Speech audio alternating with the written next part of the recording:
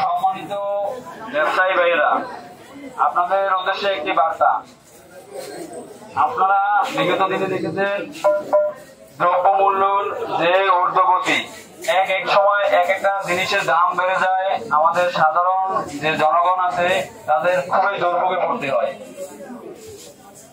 এই বাজার ব্যবস্থা নিয়ন্ত্রণের জন্য সরকার একটি মূল্য তালিকা দিয়েছে এবং আগামীতেও সেটা আপনারা পাবেন। আপনাদের কাছে বিনীত অনুরোধ, আপনারা সেই সরকার দেওয়া মূল্য তালিকা অনুযায়ী ব্যবসা করবেন।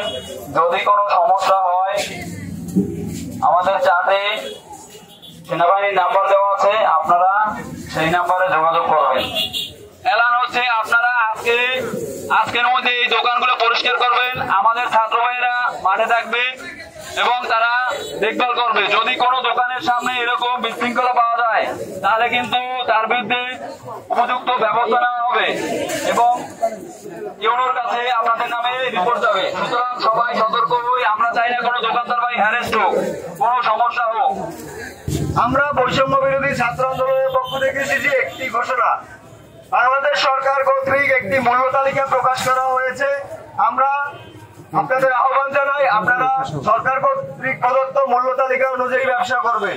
সরকার কর্তৃক মূল্য তালিকা অনুযায়ী যেই মূল্য নির্ধারণ করা হয়েছে সেই মূল্য তালিকা অনুযায়ী আপনারা দ্রব্য বিক্রি করবেন এবং যদি কেউ এই মূল্য তালিকার বাইরে 1 টাকাও বেশি রাখেন তো সেই ক্ষেত্রে ছাত্র ভাইদের কাছে আপনারা কিন্তু দায়বদ্ধ থাকবেন। এবং আমরা সাধারণ জনগণকে আহ্বান জানাই, যদি আপনাদের কাছে কেউ 1 টাকাও বেশি রাখে, আপনারা চার্টে প্রদত্ত ছাত্র ভাইদের নাম্বার দেওয়া আছে এবং সেনাবাহিনীর নাম্বার দেওয়া আছে, আপনারা যোগাযোগ করবেন এবং উক্ত দোকানের বিরুদ্ধে রিপোর্ট করতে পারবেন।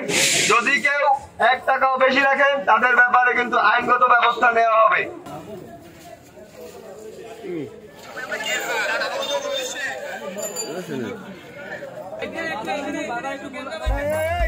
এই